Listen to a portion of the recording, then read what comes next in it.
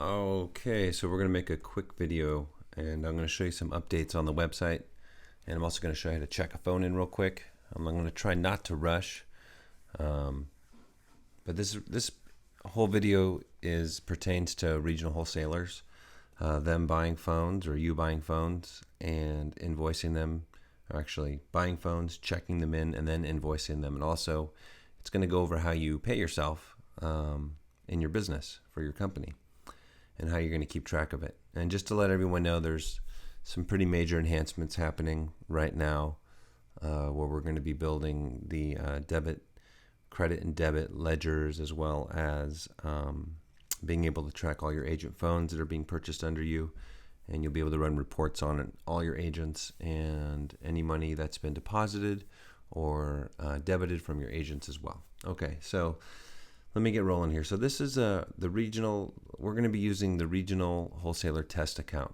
and I went in earlier and I purchased a phone under the regional wholesaler test account. And you'll notice that there's these buttons down here called Pay Myself.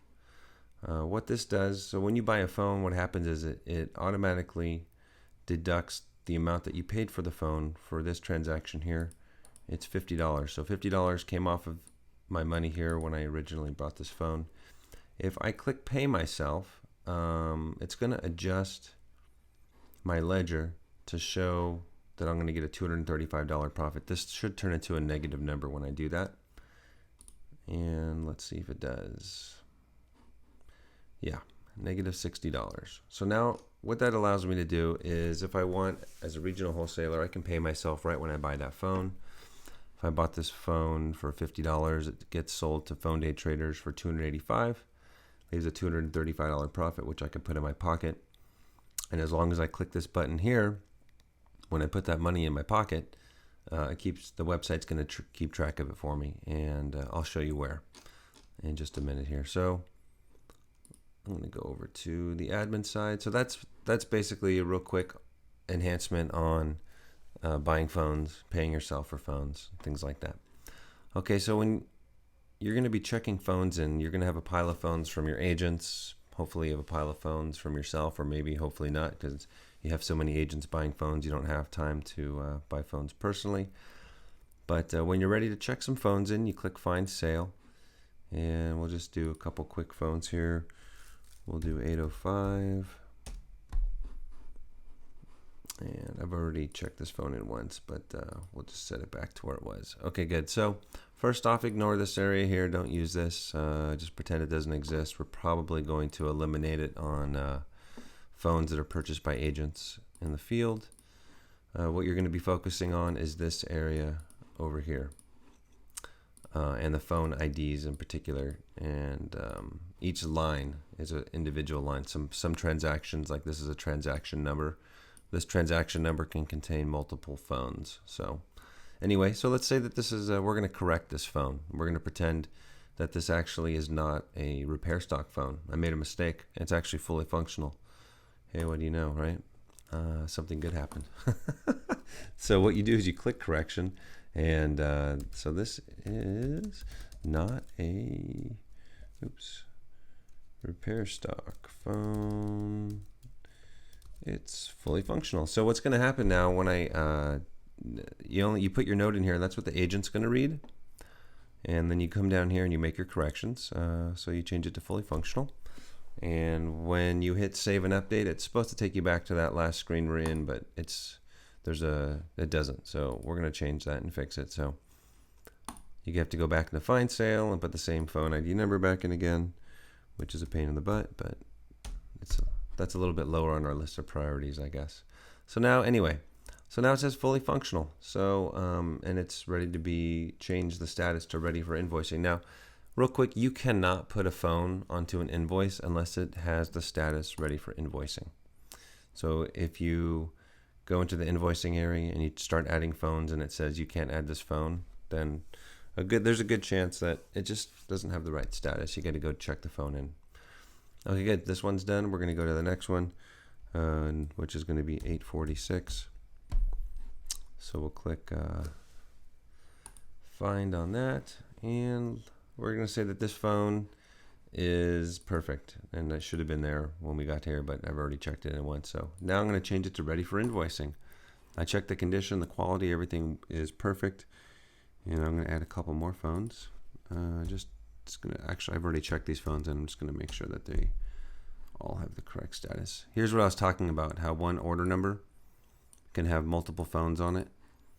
So anyway, okay, good. These are ready for invoicing as well. And now I'm ready to make an invoice here. So you click invoicing and you hit new invoice right here. You can put a note in if you'd like. We also made it so now that the invoices show the dates and a couple other little enhancements. But if you want to put a note in, whatever that note may be, you can put it there. Probably won't have the tracking numbers when you're making the invoices, right? So we made this field editable now, so you can go back in and put the tracking number in after you send the phones. So click start once you're ready to start adding phones. And this basically just says who's buying the phones, which is Phone Day Traders. There's your note. There's no tracking number yet. There's two invoice numbers. There's the regional wholesaler invoice number, which would be like in sequence, like 1, 2, 3, 4, 5, 6, whatever this invoice is for your personal company. And then there's the Phone Day Traders invoice number, which is our invoice number. So how many invoices we've gotten overall. And we put both of those numbers on there we can reference either one when we're talking or when you're talking to Cindy. It doesn't really matter. We can figure out which invoice we're talking about because both of those numbers are referenced on everything. So now you're ready to add some phones. So you click invoice items right here.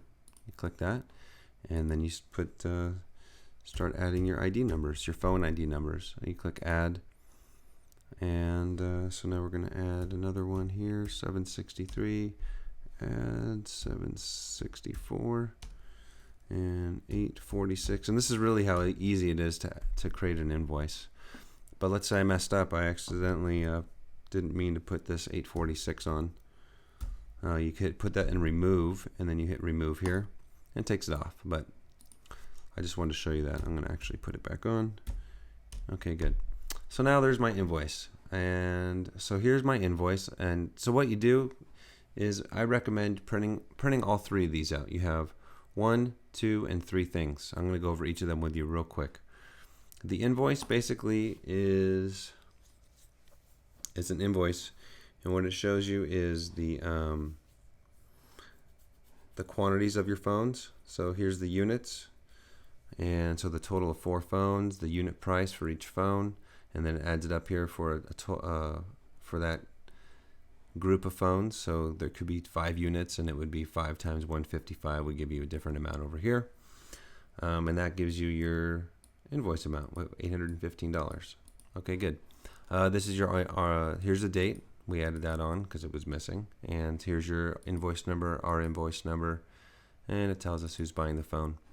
Okay, good. So that's the invoice. So you're going to print that, and you're also going to print your packing slip. Excuse me.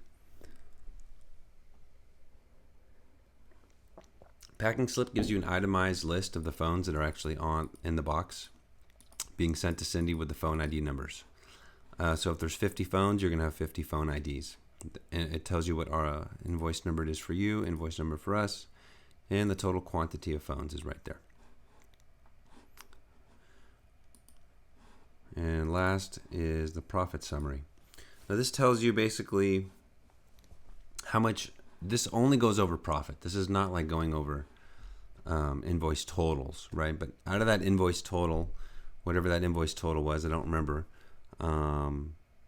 it's going to, out of that number, it's telling you how much profit you have. And what you have is you have the agent phones that were purchased by agents will be listed here. You have personal phones that you purchased are listed here. 2 of those personal phones I've already paid myself on, just like I showed you. And 1 phone I haven't paid myself on. Okay? So here's your gross profit. Over here it gives you agent phones, a total on the agent phones. Personal phones gives you a total on the personal phones. It adds this number and that number, and it gives you an invoice grand total of gross profit. And then there's the available gross profit, which takes into consideration the phones that you've already paid yourself. So it takes this number here, which is the invoice grand total, and it puts it here. It adds these two numbers together, which is the personal phones you've already paid yourself, and it makes a negative number, and it subtracts this number from that number, and it gives you your available gross profit. And where you put your available, so after Cindy pays you, and I'll show you that in a second, but I'll show you where you put this $150 in the system so you can keep track of it. If you choose to pay yourself on it, if you want to leave the money in your company for more operating capital, that's also fine as well. So now that you're ready to send this invoice for payment, you looked it over, you've printed all your stuff out. Actually, the way that you, sorry about this, go back in here. The way you print this one is you have to click the print right here for invoice summary profit, invoice profit summary, excuse me. And then you can print this out. So what I recommend is print out all three of these, staple them together, put them in a file cabinet, and keep records of all your invoices to us. So if you ever need to look at something or refer to something, you have it at hand. It's going to keep it in the system for you, but it's always nice to have a hard copy ready anytime you want to look at it. So now that you're ready to send this invoice, you'll notice that there's this little envelope here, and you click send for payment. When you click send for payment, it's going to turn this into a hollow star. And it's going to ask you all the items are scanned, they'll be locked, you can't change them or do anything. And yes, so now it turns into a hollow star, and you'll notice it says awaiting payment. Cindy's going to get this invoice. When the phones come in, she's going to open up the box, look at all the phones, check the phones in, make any corrections that are necessary, and she's going to pay you. When she pays you, it's going to turn into a full star that's filled in, and it says RW invoice paid. So that's how you know you're going to get paid when you get paid. Now, one other quick thing I want to go over with you is the you notice that your agent phone said only they're worth $10, but that's not true. As long as you hit the production bonuses, overrides, whatever we're trying to call them, overrides. So depending on how many phones your team purchases, and between Saturday morning and Friday at 11:59 p.m. We run a report that tells us like quantity bonus for your team. If you hit between 50 and 99 phones, you get an additional $5 for all the phones that were purchased within your organization. If you hit 100 and above, you get an additional $10 for all the phones that were purchased in your organization. Cindy will send a check out Monday or Tuesday, and most likely it'll be a wire to all the RWs, and you'll get the rest of that override bonus on Monday or Tuesday. Okay? In case that was a question for anyone. I hope this helped. I hope I answered a lot of your questions. I hope this seems easy. I'm always available if you need to get a hold of me to talk, and we're going to be making more enhancements and more improvements. But there you go for now, and I'm sure I'll be talking to you soon again. Thanks. Okay, so one thing I forgot to show you real quick is the on the profit summary, I said I would show you where to pay yourself this $150, where to put that. So what you do is you, after Cindy pays you, what you do is where you put that is right here. You put $150 and click pay. Once you click pay, it's going to log it, and then actually we're building a section so you can run reports on how much you pay yourself, so you can keep track of that as well. So and then also same thing, when Cindy sends you that override check, you're going to put that amount here. If you're going to pay yourself on it, whatever that override amount is, click pay. Same principles apply. All right, I hope this helped, and like I said, I'll talk to you soon. Thank you. The other thing I was going to show you was how to add in a tracking number after you've already shipped the phones to Cindy. You just go back in before, you have to do this obviously before she pays you, and you click the edit invoice button. That'll take you to here. You click the pencil, and then you can just type in your tracking number right there. All right, that's it.